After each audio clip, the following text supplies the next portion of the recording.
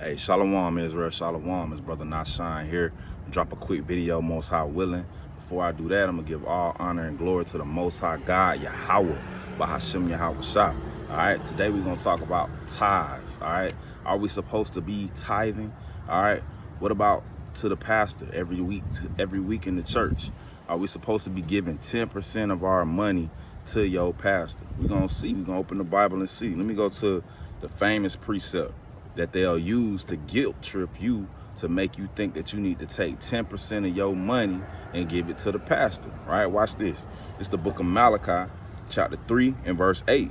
It says, will a man rob God? All right, that's a question. Yet ye have robbed me. But ye say, wherein have we robbed thee?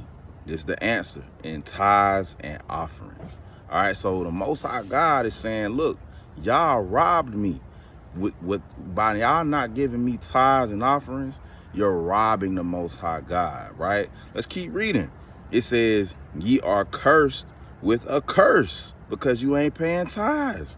You cursed with a curse, for ye have robbed me, even this whole nation. All right, it says, bring ye all the tithes into the storehouse, that there may be meat. That's what it say, that there may be meat in mine house, and prove me now herewith, saith the Lord of hosts, saith Yahweh. All right, he says, if I will not open you the windows of heaven and pour you out a blessing. That's how the pastor said, pour you out a blessing. Pay them tithes and I'm gonna pour you out a blessing. That's what he say, right? Then you take 10% of your money and you giving it to the pastor, but you still ain't blessed. Why? Let's see why. Let's go to Deuteronomy chapter 14. Let's see what tithes and offerings are supposed to be, right? Because they would have you say, the pastor would have you believe, oh, they didn't have money back then, so all they could give was meat. Well, let's see what the Bible say.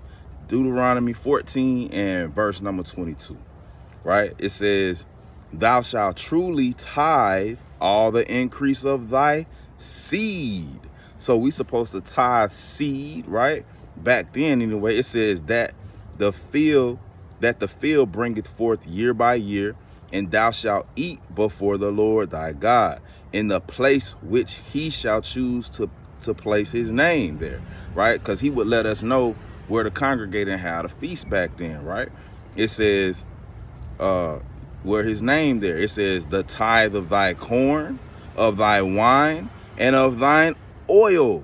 And didn't say nothing about money. It says of the firstlings of the herd, of thy herd, and of thy flocks, that thou mayest learn to fear the Lord thy God always. And if the way be too long, so we supposed to tithe corn, wine, oil, and seed. That's what he said to tithe, right? But what about money? Did we have money back then? Watch this. It says, verse 24, and if the way be too long for thee, if it's too far from where you live to go to the place where the Most High God set up for us to commune with him, to have a feast, if it's too far, it says, so that thou art able to carry it. Meaning what? Say for instance, you wanted to tithe a goat, because you could tithe that, right? A sheep. It may be several sheep, depending on how many you had, would be a tenth. Right? If you made a stay in Asia Minor, we'll just use that for example. If you stayed in Asia Minor, but the feast was in Jerusalem, it may be too far for you to bring a goat or 10 sheep to Asia Minor. They may die on the way there and not even make it. So that's what he means. If the way be too far for thee, so that thou art not able to carry it, or if the place be too far from thee, which the Lord thy God shall choose to set his name there, when the Lord thy God hath blessed thee, then shalt thou turn it into money. But I thought we didn't have money back then. He say, then shalt thou turn it into money, and bind up the money in thy hand, and shalt go into the place which the Lord thy God shall choose. So we had money. It's just that the Most High never told us to give a tenth of our money, right? Watch this. Let me go to Leviticus now. Leviticus 27 and verse, let me see. Yeah, Leviticus 27 and verse 30. It says, and all the tithe of the land whether of the seed of the land or of the fruit of the tree, is the Lord's. It is holy unto the Lord. It says, and if the man will at all redeem aught of his tithes, he shall add thereunto the fifth part thereof. So tithe was concerning food. It was concerning food, things that could be turned into food, right? Not talking about money. The Most High never told you to give 10% of your money to the pastor. That's not in the Bible. All right, let's see what else he say. Verse 32, it says, and concerning the tithe of the herd or of the flock, even of whatsoever passeth under the rod, meaning animals that you would a shepherd would make them, he would gather them with his rod, right? A shepherd, like a sheep, goat, cows, stuff like that, cattle, basically, right? It says of the flock, even of whatsoever passeth under the rod, the tenth shall be holy unto the Lord. So this is talking about food. This ain't talking about giving no money. You don't have to give 10% of your money to the pastor. That's a man-made doctrine, right? Watch this. Let's go to Numbers chapter 18, and we're gonna start at verse 26. The Most High never told us to give our money to the pastor. Let's see who the tithes were for. Numbers 18. I'm gonna start at verse 26. It says, thus speak unto the Levites, and say unto them, when ye take of the children of Israel the tithes which I have given you from them for your inheritance, then ye shall offer up an heave offering of it for the Lord, even a 10th part of a tithe. So the Levites were supposed to get the tithes, because the Levites didn't have an inheritance. All the other nations had an inheritance, but the Levites' job was, all the other tribes rather, but the Levites, their job was to work in the temple. That's all they did. So they got a tithe from all the nations, and then the Most High said, when you get your tithe, I want you to tithe, right? That's what we got going on. It says, verse 27, and this your heave offering shall be reckoned unto you, as though it were the corn of the threshing floor, and as the fullness of the winepress. It'll be just like you grew something, you harvested it, and gave your tithe, right? He says, thus ye also shall offer an heave offering unto the Lord of all your tithes, which ye receive of the children of Israel, and ye shall give thereof the Lord's heave offering to Aaron the priest. So this is the way that the priest was supposed to tithe. All right. Now, we've established that tithing has nothing to do with giving your money. Tithing is about giving food, right? The increase of your land. Understand? So that's supposed to go to the Levites. Are we still under the Levitical priesthood? Let's see. Let's go to Hebrews. Hebrews chapter 7. Let's see what priesthood we're under now. Hebrews 7. And I'm going to start at verse 14. All right. Let's see what priesthood we're under now.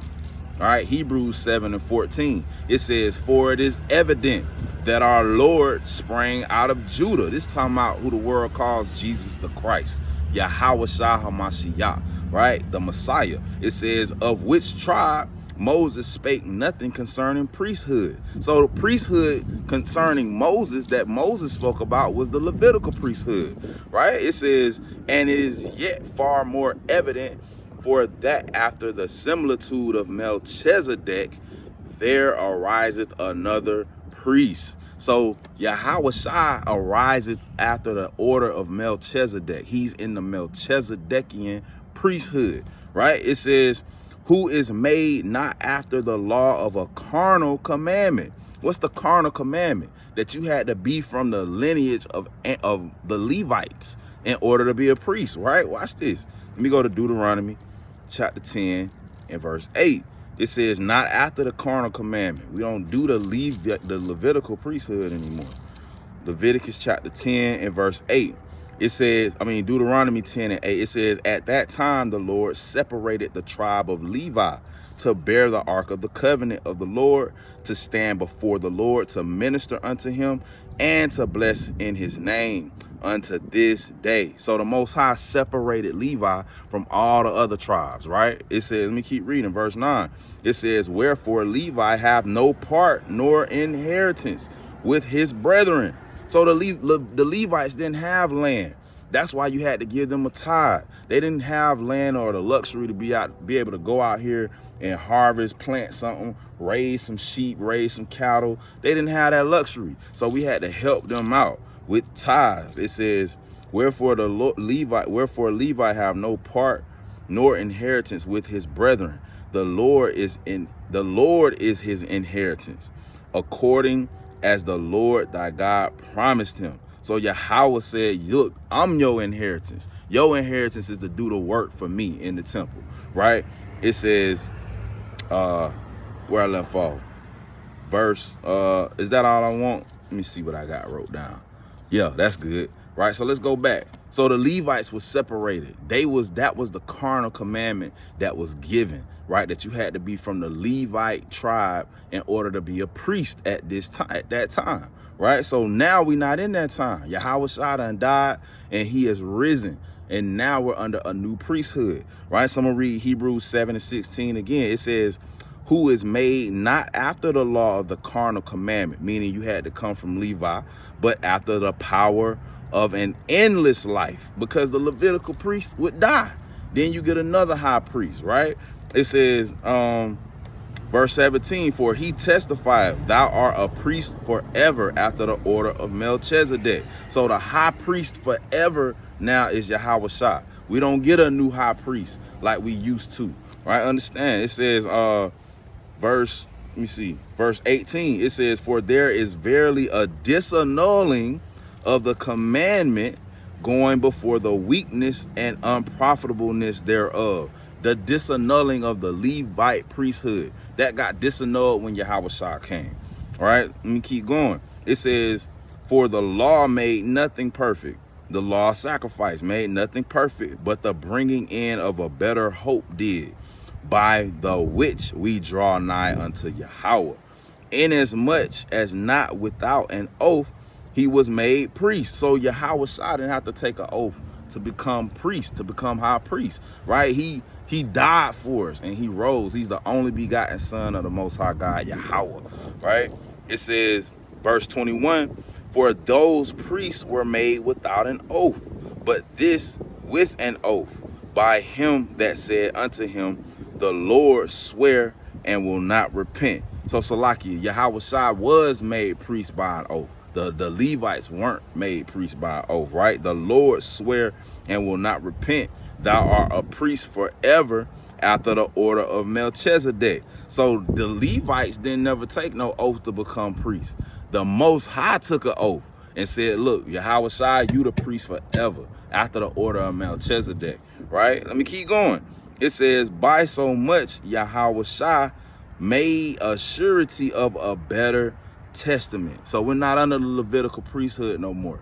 Now it's the Melchizedekian priesthood, which means Yahweh Shah is the high priest, and you can't tithe to give him nothing, right? So what can you do? We're not under that no more, so what can you do, right? Let me go to what the king said himself.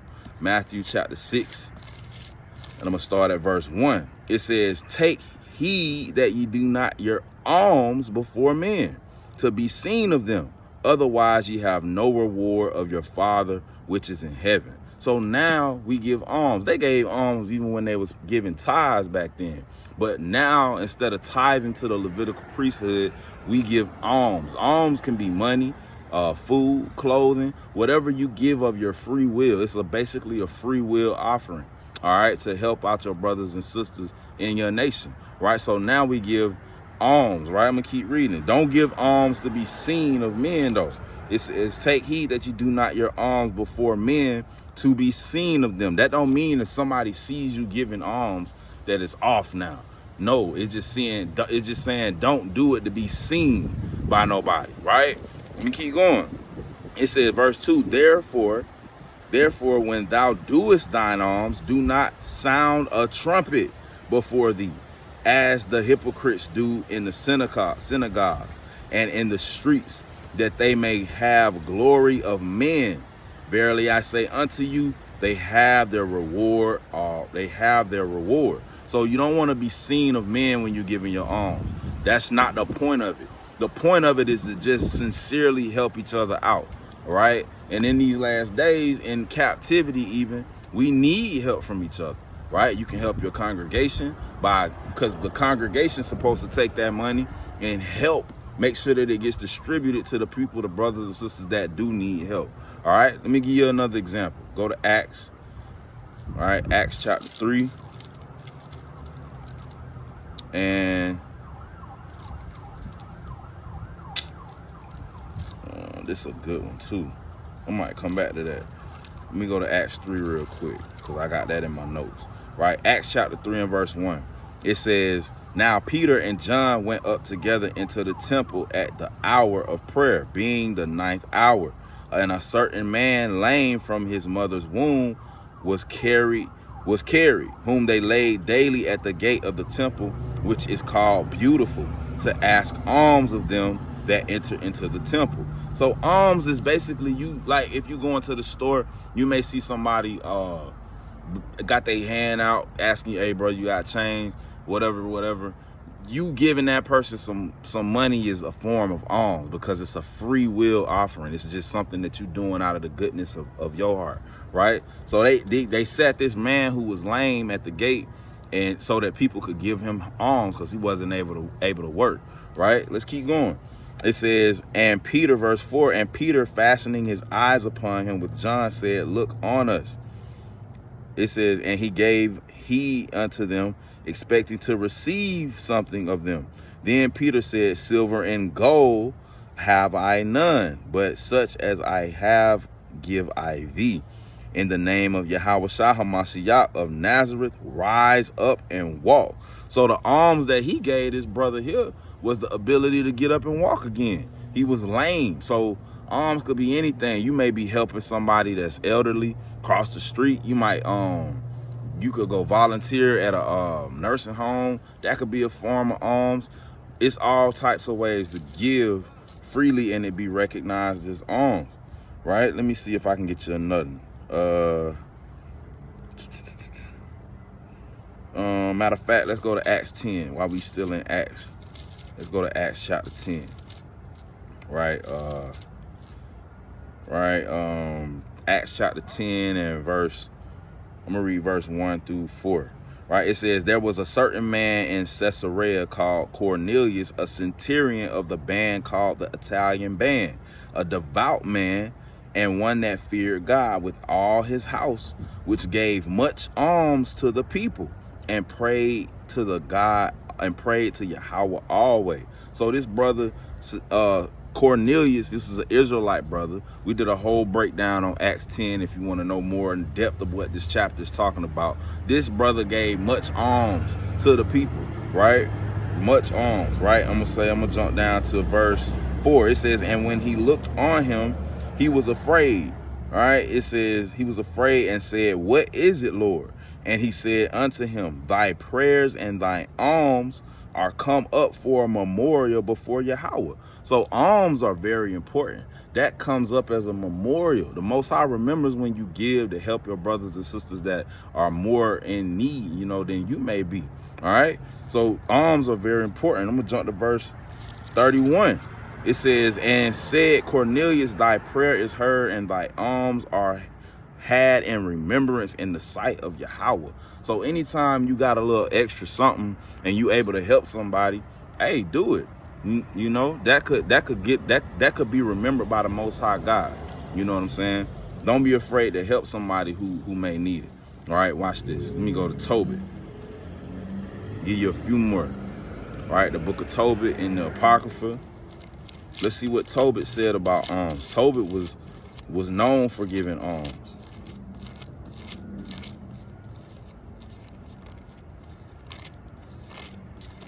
Tobit chapter 12 and verse 8. It says, prayer is good with fasting and alms and righteousness.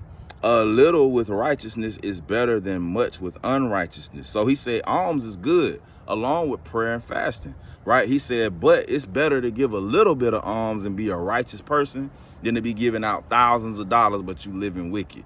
That's what they taught us in the church, that I can put a big donation in the collection plate and I'm good. I can go back to sinning when I leave here. Well, that's off according to the Bible, right? Let me keep reading. It says, it is better to give alms than to lay up gold, for alms doth deliver from death. You hear that? Alms doth deliver from death. Man, that's heavy. It says, and shall purge away all sin. Those that exercise alms and righteousness shall be filled with life. That's heavy, man. Alms deliver from death, and it can purge away sin. All right, let's get some more. Let's go to Sirach. We almost done. I'm going to try to keep it under 30 minutes, right? Sirach chapter 7 and verse number, what I got? 7 and verse 10, right? It says, be not faint-hearted when thou makest thy prayer, and neglect not to give alms. So don't neglect to give alms, right? You don't have to necessarily give it to your church or your congregation if you're not comfortable with that, but you can do it directly, and you don't have to tell nobody about it. You don't have to take a picture. You don't have to video it. You don't have to do any of those things, man. You don't want to do it to be seen of men, right? So neglect not to give thy alms. Go to Sirach chapter 3 and verse number 30, right? It says, water will quench a flaming fire, and alms maketh atonement for sins. You see that? Alms make atonement for your sins, man. Let's stay in Sirach. Let's go to Sirach chapter 40. So it's great to give alms, man, because you putting somebody else before yourself, right? Sirach chapter 40 and verse 24. It says, brethren and help are against time and trouble. So somebody helping you can give you more time, right? And it could get you out of trouble, right? It says, but alms shall deliver more than them both. You see that? You could save a lot of time just by giving somebody some alms, right? That may be less work that person have to do, less hours they have to work, right? Less begging and asking for help that they got to do because you gave them alms, right? It says, is that all on that? Yep. Let me go here. Let me go to one more. Let me go to Sirach 29 and verse number 12. Right? It says, shut up alms in thy storehouses, and it shall deliver thee from all affliction. It shall fight for thee against thy enemies better than a mighty shield and strong spear. So when we do for ourselves, when we help each other out, our own people, we help each other with alms and giving when we can, that makes it so that you can be, that person may be delivered from their enemy. Now they may not have to go take a payday loan out because the congregation helped them, right? So I encourage brothers, especially the brothers and sisters in our congregation, if you need help, don't just sit there and be struggling. You know, reach out to the brothers in the leadership in the congregation, and you know, if we got it, we'll do it for you. You know, we'll definitely try to help anybody out that we can. But on the same note, if you're able to give alms to the congregation, that helps out a lot. You can do it via Cash App. We got a Cash App set up. That's really the only way to send us money other than just giving cash, right? So you can do it on Cash App. That's New Wine COI, $ New Wine COI. All right, and that goes a long way. Like I said, when brothers and sisters need help, we're able to give them that help amongst ourselves, right? And it could be whatever you send, you know, anything will help, you know what I'm saying? So with that, we give all honor and glory to the Most High God, Yahweh, in the name of his son, Yahweh Shah. And with that, I'm going to say, Shalom.